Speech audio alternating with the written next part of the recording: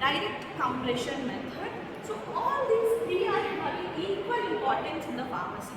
So some tablets are prepared by using wet granulation method, and some can be prepared with the help of dry granulation method, and some are prepared as direct compression.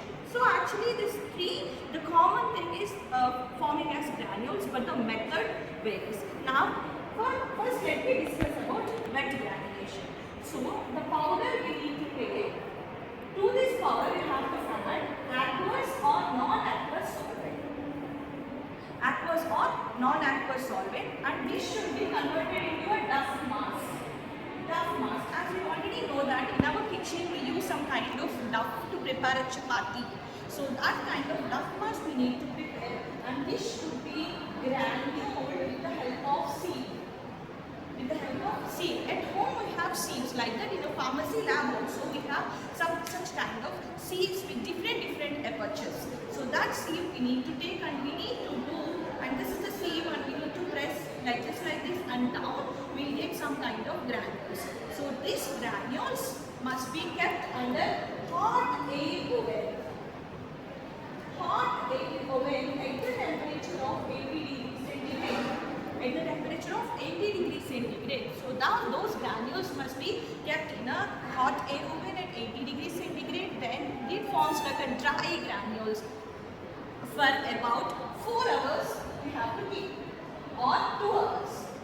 Okay, 2 to 4 hours we can keep these granules inside a hot air oven, and after that we can take out that. So after taking out, you need to add an ingredient that is tar, which acts as a glidant.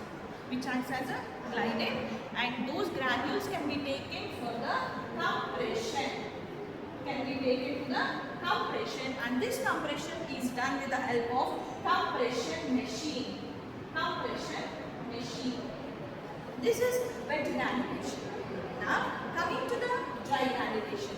So the same procedure may be followed for the dry granulation, but here we won't use any aqueous solvents.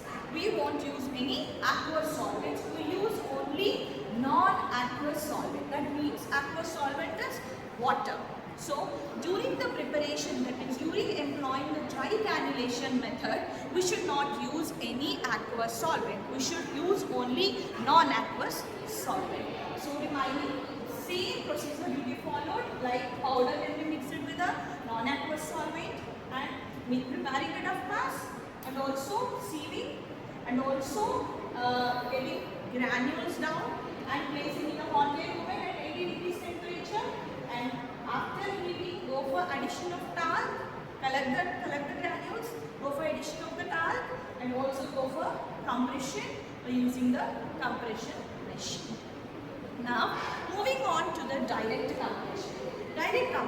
Here we won't use any kind of aqueous or non-aqueous solvents. Directly we have to take the powder. Okay, and we have to sieve it.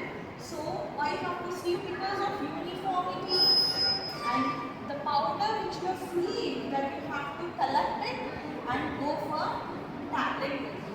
Nothing more compression. After compression, collect these compressed tablets and just take a mortar and vessel. You put these tablets into this, and by using mortar, make it a small pieces. That is called slugging. This is called slugging. So these are called as slugs. So now these slugs, you again come for compression. Okay, so here you are giving more hardness. First you are just converting into slugs and again compression. So this is called direct compression. That means here no use of any solvents, just only solid powder materials. That's it about wet, dry and direct.